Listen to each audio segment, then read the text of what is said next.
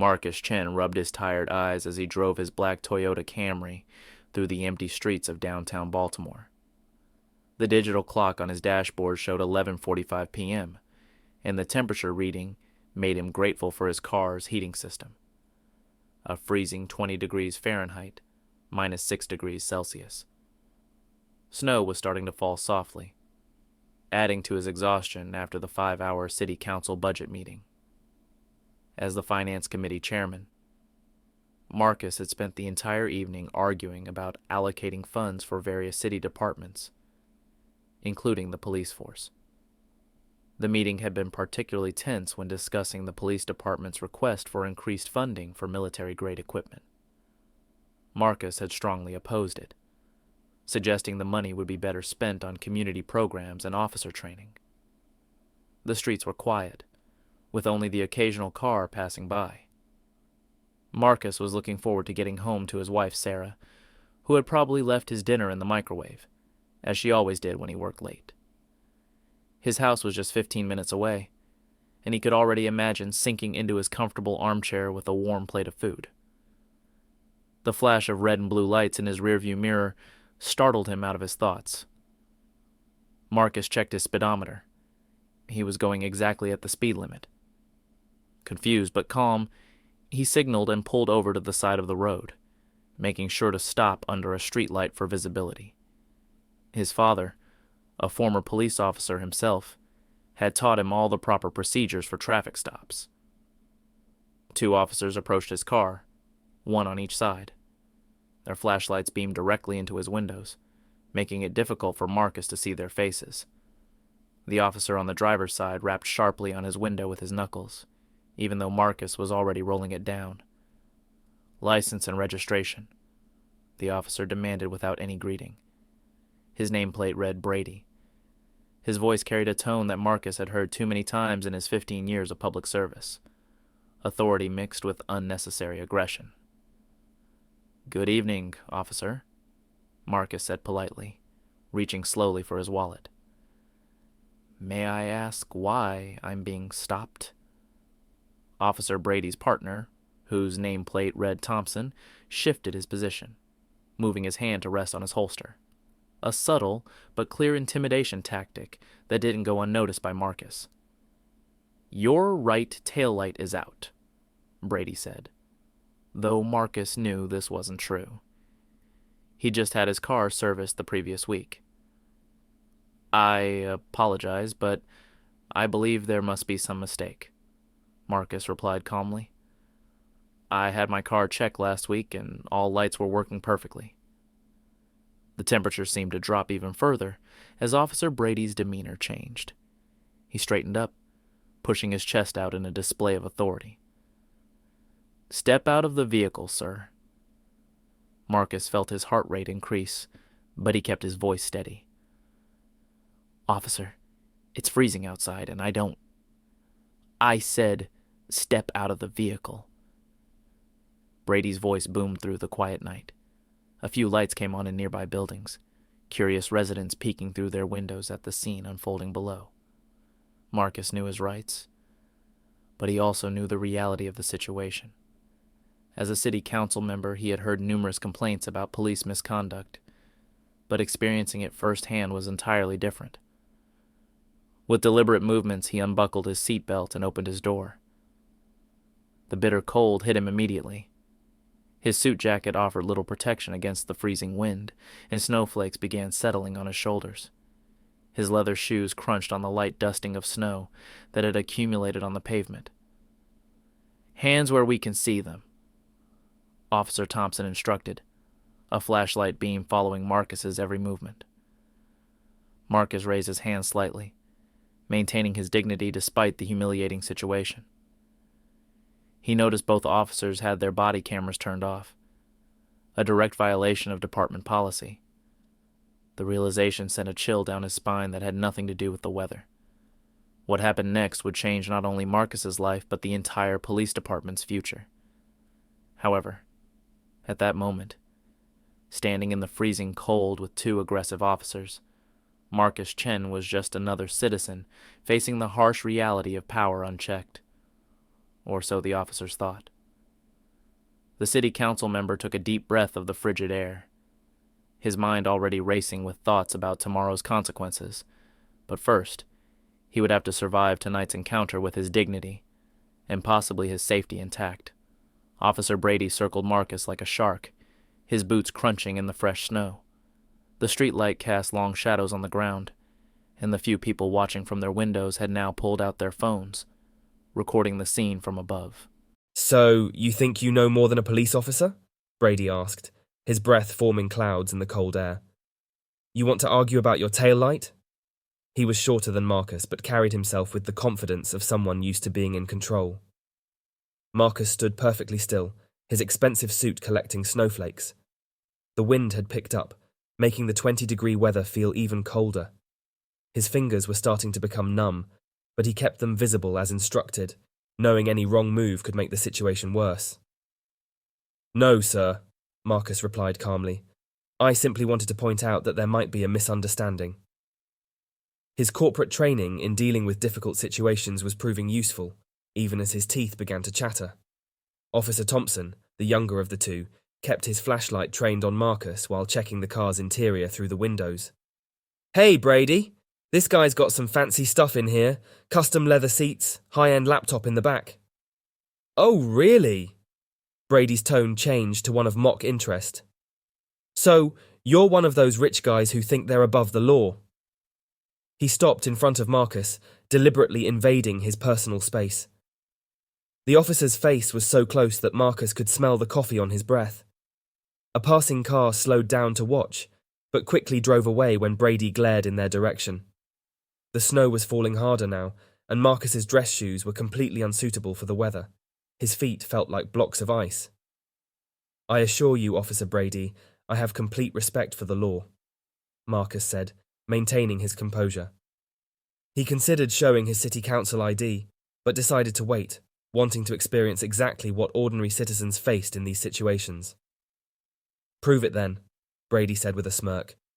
"Since you're so respectful, drop and give me 20 push-ups right here, right now." Marcus blinked in disbelief. "Excuse me?" "You heard me," Brady said, his hand resting casually on his taser.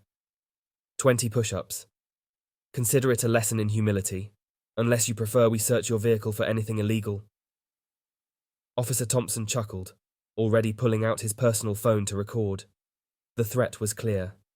Do the push-ups, or face worse consequences. Marcus looked at the wet, freezing pavement, then at the officers' badges, memorizing their numbers. "The ground is frozen," Marcus said quietly, "and this is hardly standard procedure for a traffic stop." Brady stepped even closer. "Oh, now you're an expert on police procedures too. Make it 30 push-ups, and every time you complain, I'll add 10 more."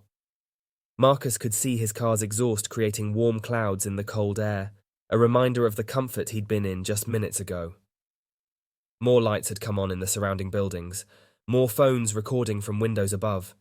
The whole scene was being documented, though the officers seemed either unaware or unconcerned. Slowly, Marcus got down on the ground, the freezing pavement immediately soaking through his suit pants at the knees. He placed his hands on the wet ground, the cold biting into his palms like needles. His wedding ring clinked against the frozen concrete.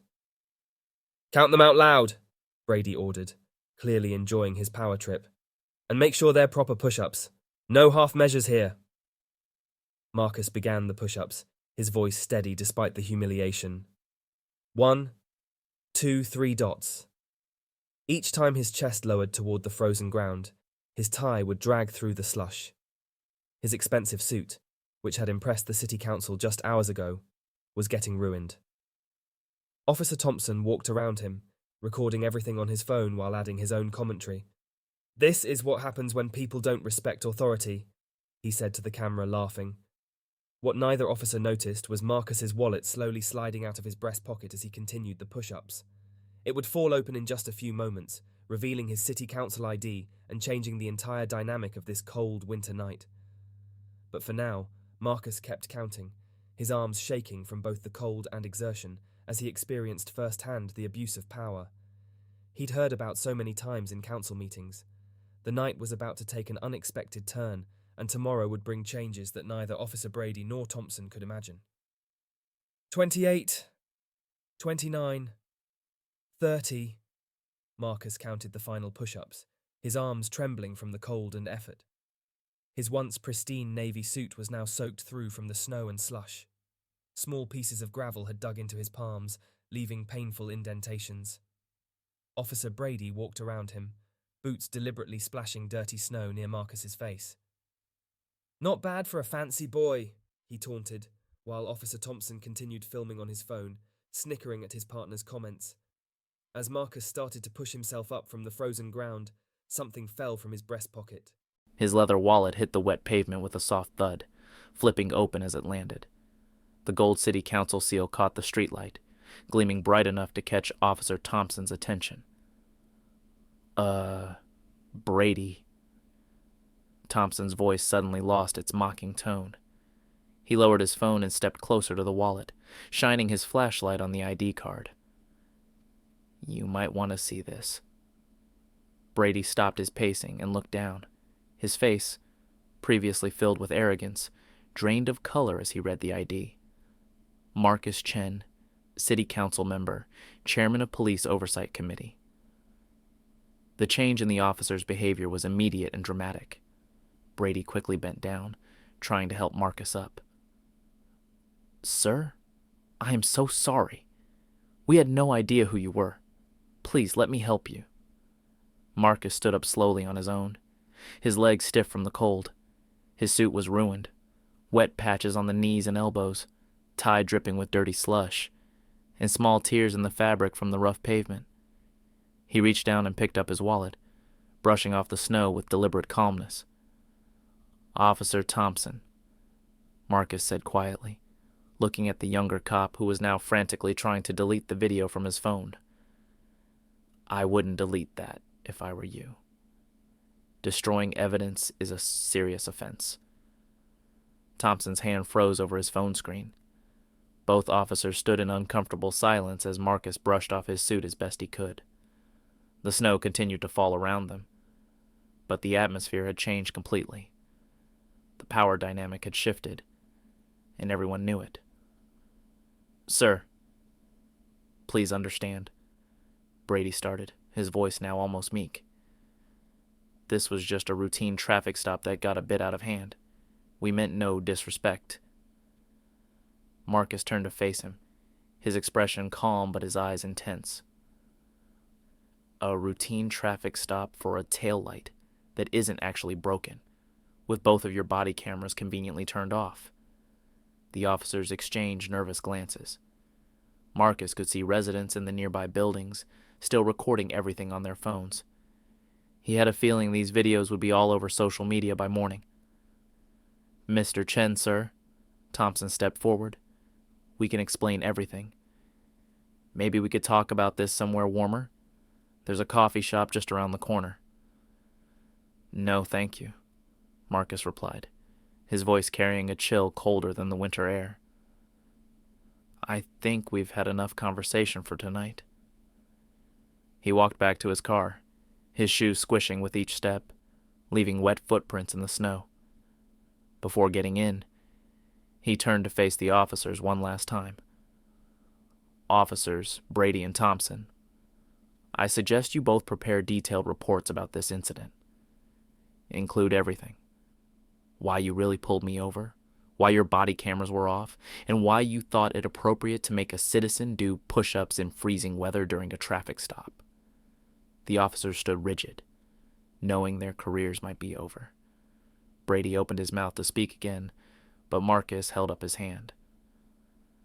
"Submit those reports to my office by 9 a.m. tomorrow," he continued. "And Officer Thompson, I expect the complete, undeleted video from your phone to be included. Good night, gentlemen." Marcus got into his car, the warmth of the heater hitting his wet clothes. As he drove away, he watched in his rearview mirror as the two officers stood in the falling snow, looking like statues under the streetlight. They had no idea that their small power play would lead to the biggest police reform their city had ever seen. Tomorrow would be a busy day at the city council. But tonight, Marcus had experienced something that would change not just his perspective, but the entire police department's future. Sometimes, he thought, the most powerful lessons come from the most humbling experiences. The heater in Marcus's car blasted at full power, but he still couldn't stop shivering. His wet clothes clung uncomfortably to his skin, and his hands trembled slightly as they gripped the steering wheel. The clock on his dashboard now showed 12:30 a.m. as he drove through the quiet streets. Memories of the last hour kept playing in his mind like a bad movie. The sound of Officer Brady's mocking laughter, the feel of the frozen pavement against his hands, and the way his tie had dragged through the dirty slush. Each detail was burned into his memory. His phone started buzzing on the passenger seat. It was probably Sarah wondering where he was, but Marcus couldn't bring himself to answer. How could he explain to his wife that her husband, a respected city council member, had been forced to do push-ups in the snow like a recruit at boot camp? At a red light, Marcus caught his reflection in the rearview mirror. His usually neat black hair was wet and messy, and his face looked older than its 45 years. Small pieces of gravel were still stuck to his suit sleeves, and a dark wet patch spread across his chest where snow had soaked through. Marcus Chen, he said to himself. You just had to experience it firsthand, didn't you? For years he had sat through countless community meetings where people complained about police harassment. He had listened, taken notes, and promised to look into their cases. But until tonight, he had never truly understood their helplessness. His phone buzzed again. This time it was a news alert. Someone had already uploaded a video of the incident to social media. Marcus watched a few seconds. The shaky footage showed him doing push-ups while the officers laughed. The video was gaining views by the minute. As he turned onto a street, Marcus noticed his hands had stopped shaking. The initial shock and humiliation were being replaced by something else. Here, in his 15 years on the city council, he had never felt more certain about what needed to be done. He pulled into his driveway but didn't get out immediately. Instead, he reached for his briefcase and pulled out his tablet, opening his email. He began typing, Emergency Meeting Notice Police Oversight Committee. Time, 9:30 a.m. tomorrow. Location, Main Council Chamber Agenda.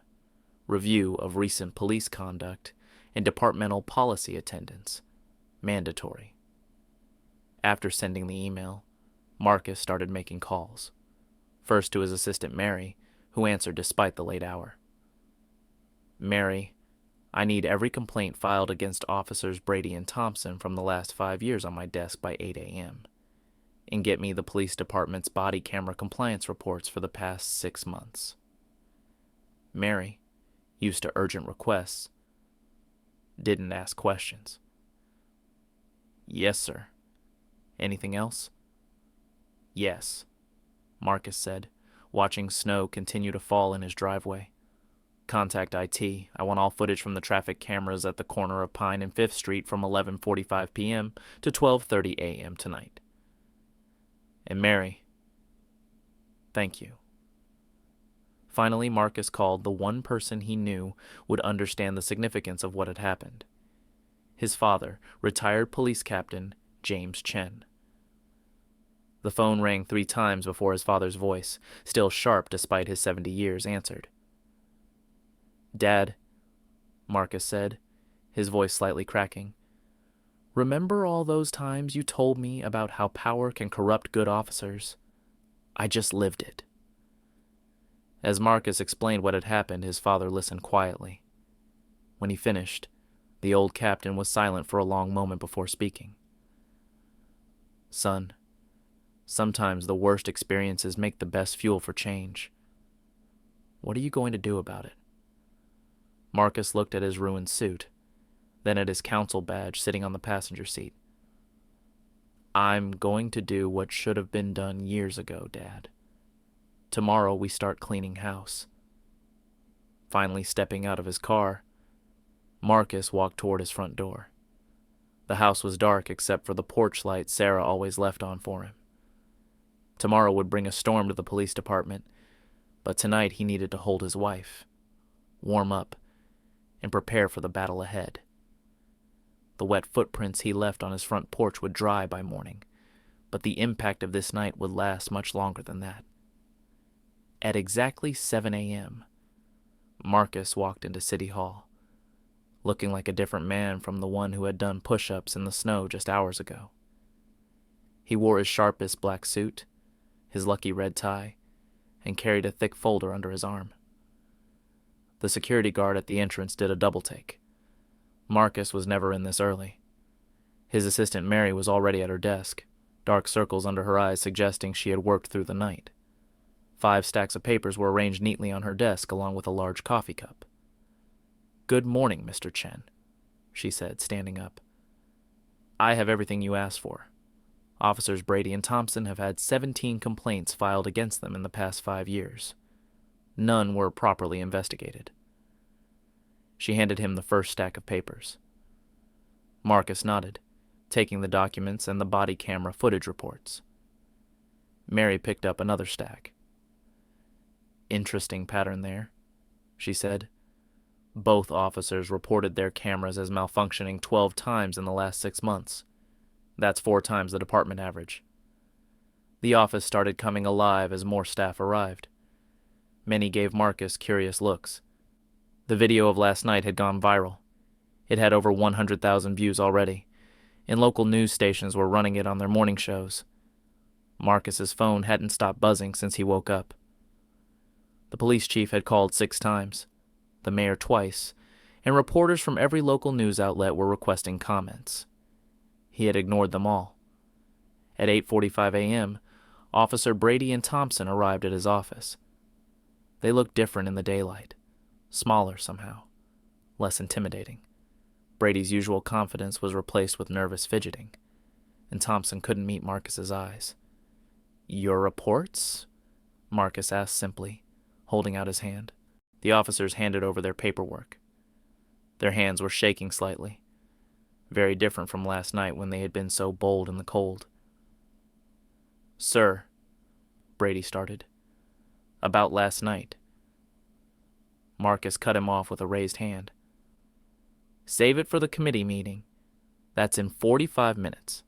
I suggest you both go prepare." After they left, Marcus read their reports. As expected, both officers tried to downplay the incident. Brady claimed he was conducting a standard field sobriety test, while Thompson wrote that Marcus had volunteered to do the exercises. At 9:25 a.m., Marcus walked into the main council chamber. The room was packed. All committee members were present, along with dozens of citizens who had heard about the emergency meeting. Local news cameras lined the back wall. The police chief sat in the front row, his face red with anger or embarrassment. Possibly both. Officers Brady and Thompson sat nearby, now in full dress uniforms, looking uncomfortable. Marcus took his place at the center of the committee table. He arranged the documents in front of him: the complaint reports, the body camera records, the traffic camera footage from last night, and the officers' false reports. "Before we begin," Marcus said into the microphone, his voice calm but firm, "I want to thank Officers Brady and Thompson." The room fell silent in confusion. The 2 officers looked up, surprised.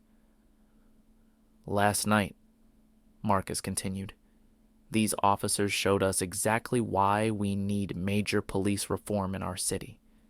They didn't know they were dealing with a city council member. They thought I was just another citizen they could humiliate. And that's exactly the problem." He pressed a button, and the large screen behind him came to life. The traffic camera footage started playing, showing the entire incident from last night from multiple angles. The room watched in stunned silence. "Today," Marcus said, his voice growing stronger, "we're not just going to discuss 2 officers who abused their power. We're going to talk about every officer who thinks a badge gives them the right to humiliate citizens. We're going to examine every complaint that was ignored, every body camera that mysteriously malfunctioned, and every false report that was filed. Looking directly at Officers Brady and Thompson, Marcus added, "And we're going to start with last night." The room was completely silent now, every eye fixed on Marcus.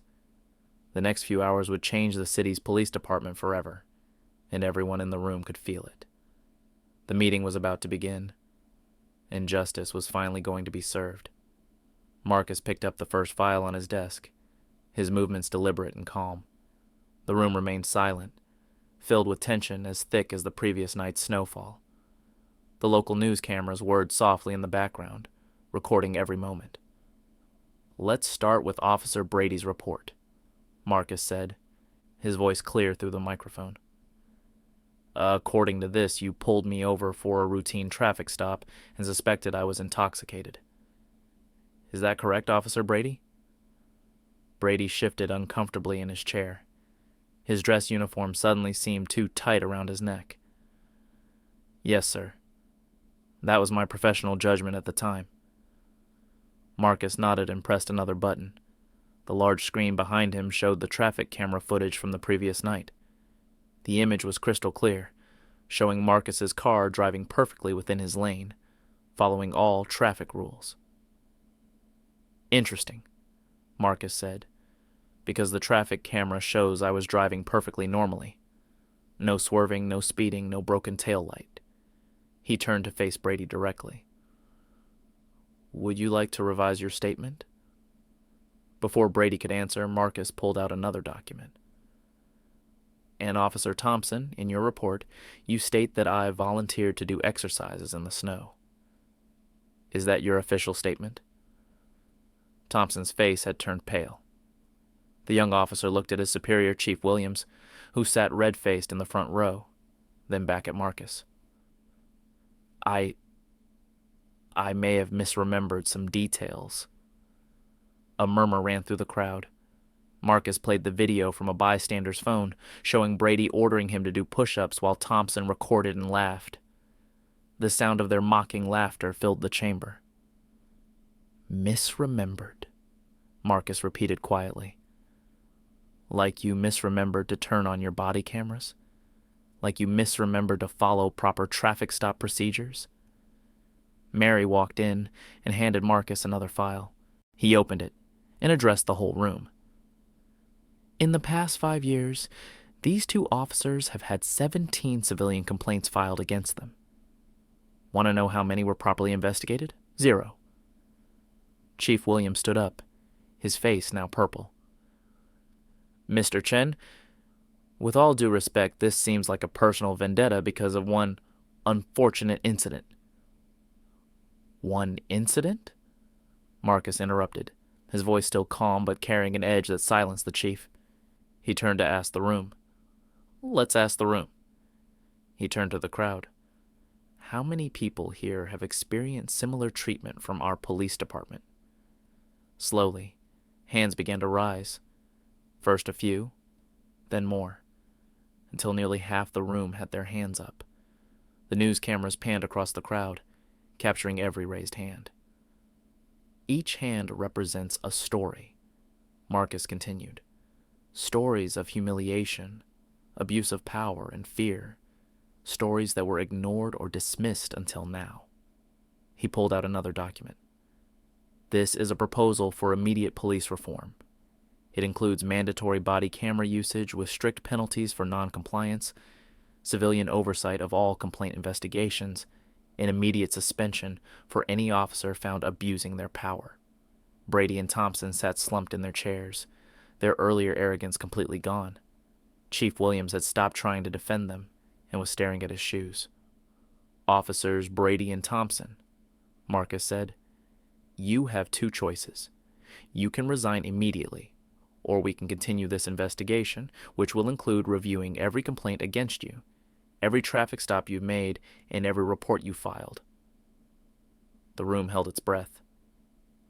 Brady, who had seemed so powerful last night in the snow, now looked small and defeated. Thompson was visibly sweating despite the room's cool temperature. "We'll resign," Brady said quietly, his voice barely reaching the microphone. Marcus nodded. A wise choice. He turned to Chief Williams. Chief, your department needs cleaning up. Either you can lead that change or we can find someone who will. The chief nodded stiffly, knowing his own job was now on the line. Marcus picked up the police reform proposal. Committee members, it's time to vote. Last night showed us what happens in our city under cover of darkness. Today, we bring everything into the light. One by one, the committee members raised their hands in support. The vote was unanimous. As Marcus gathered his papers, he caught sight of his father sitting quietly in the back of the room. The old police captain gave his son a small, proud nod. Sometimes justice needed a push, or in this case, 30 push-ups in the snow, to finally be served. The news of Officers Brady and Thompson's resignation spread through the city like wildfire. By late afternoon, every local TV station was running the story, showing clips from the committee meeting alongside the viral video of Marcus doing push-ups in the snow. Marcus sat in his office, watching the coverage on a small TV while responding to hundreds of emails. People from all over the city were sharing their own stories of police harassment. His inbox was flooded with messages of support, more complaints about other officers, and thank you notes from citizens who finally felt heard. Mr. Chen, Mary called from the doorway. The mayor is here to see you. Mayor Roberts walked in, looking tired and worried. Unlike his usual confident stride, he moved cautiously, like someone approaching a sleeping lion. Marcus, we need to talk about what happened today. Yes, we do, Marcus replied, turning off the TV. But first, I want you to see something. He opened his laptop and showed the mayor a spreadsheet. These are all the civilian complaints filed against our police department in the last year. Over 300 cases, and only 8 were properly investigated. The mayor sank into a chair, loosening his tie. I had no idea it was this bad. Nobody did, Marcus said, because nobody wanted to look. He stood up and walked to the window, looking down at the crowd of reporters still gathered outside City Hall. But now, everyone is looking. His phone buzzed. Another message from his father. The retired police captain had been receiving calls all day from his old colleagues, some angry, some supportive. The good officers are thanking you, his father's message read. They've wanted change for years. A knock on the door interrupted them. It was Sarah, Marcus's wife, carrying a fresh suit and a garment bag. She had been his rock through all of this, proud of what he was doing but worried about the backlash. The press conference is in an hour, she reminded him gently. After setting down the suit, she squeezed his hand. You're doing the right thing. Marcus changed into the fresh suit while the mayor paced nervously. The police union is threatening to fight back, Mayor Roberts said. They're saying you're on a witch hunt. Let them, Marcus replied, adjusting his tie. We have evidence, we have witnesses, and most importantly, we have the truth. It's time for real change. Just then, Mary rushed in with breaking news. 2 more officers from another precinct have resigned after citizens shared videos of similar abuse. The movement was spreading. At exactly 5 p.m., Marcus walked out to face the crowd of reporters on the City Hall steps. Camera flashes lit up the early evening darkness like lightning. Microphones were thrust toward him from every direction. Last night, Marcus began, his voice strong and clear. I experienced what many of our citizens have faced for years. But unlike many of them, I had the power to do something about it. Today, that changes. He held up a thick document. This is the new police reform bill that has been drafted and approved in record time. This is just the beginning. We're establishing a new civilian oversight board with real power. Every complaint will be investigated. Every officer will be held accountable. The reporters shouted questions, but Marcus raised his hand for silence. To the good police officers who serve our city with honor, we support you. To those who abuse their power, your time is over. In the crowd, he spotted Officer Thompson's wife crying quietly. Marcus felt a moment of sympathy. Actions had consequences, and families often paid the price.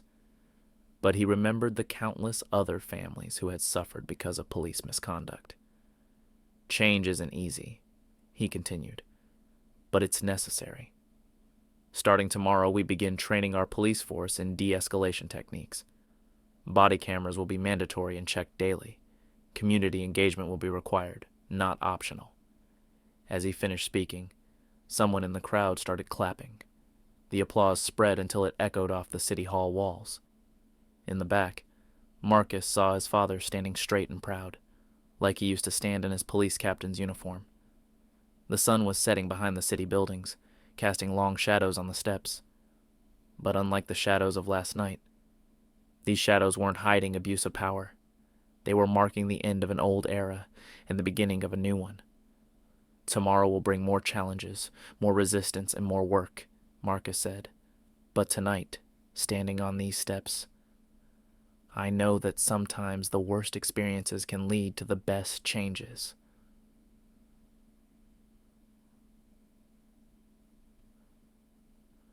"6 months had passed since that cold winter night when Marcus Chen was forced to do push-ups in the snow. The city had changed in ways that even he hadn't expected. On a warm summer morning, Marcus stood at the podium in the police academy's graduation hall. Before him sat 50 new police officers, trained under the reformed system he had helped create. Behind them, proud families filled the seats, and among them sat former officers Brady and Thompson. The two former officers hadn't disappeared after their resignation. Instead, something unexpected had happened. 3 months ago, Brady had reached out to Marcus with a surprising request. He wanted to help train new officers on what not to do. Thompson had joined him, and together, they now shared their story as a powerful lesson about abuse of power. "Look at the person sitting next to you," Marcus began his speech. "That person isn't just your fellow officer. That's your conscience, your witness, and a reminder of what good policing means." The new graduating class looked different from previous years. There were more women, more minorities, and every single one had gone through extensive community service as part of their training. They had worked in homeless shelters, youth centers, and elderly homes before ever touching a badge. 6 months ago, I stood in the snow, humiliated by officers who had forgotten their true purpose, Marcus continued. Today, I stand here proud to see officers who understand that a badge is not a weapon, but a symbol of trust. In the front row, Chief Williams nodded. He had surprised everyone by embracing the reforms. After the initial resistance, he had become one of their strongest supporters, firing 12 officers for misconduct and promoting others who showed true community leadership. Mary, Marcus's assistant, walked up and handed him some papers. They were the latest statistics, hot off the printer. Marcus smiled as he read them to the crowd. In the past 6 months, civilian complaints have dropped by 70%.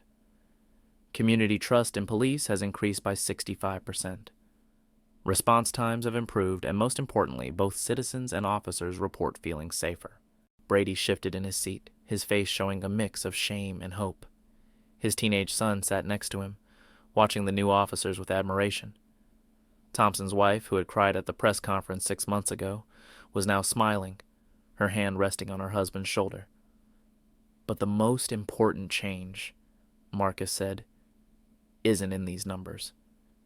It's in the stories I don't hear anymore. Stories of fear, humiliation, and abuse of power.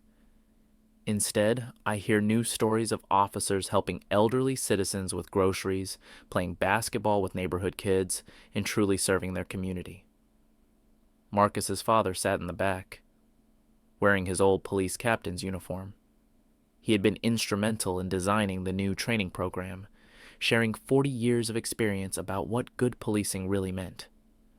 Today, as you receive your badges, Marcus continued, remember this. Power isn't measured by how many push-ups you can make someone do, or how much fear you can instill. True power comes from how many lives you can improve, how many people you can help, and how much trust you can build. The ceremony concluded with something new.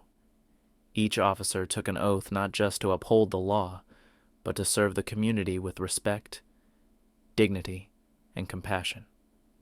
As they received their badges, each one was paired with a civilian advisor who would work with them during their first year. After the ceremony, Brady approached Marcus. "Mr. Chen," he said, looking down at his feet, "I never properly apologized for that night. What we did, it was wrong. Thank you for turning it into something good." Marcus shook his hand. Sometimes our worst mistakes can lead to the best changes.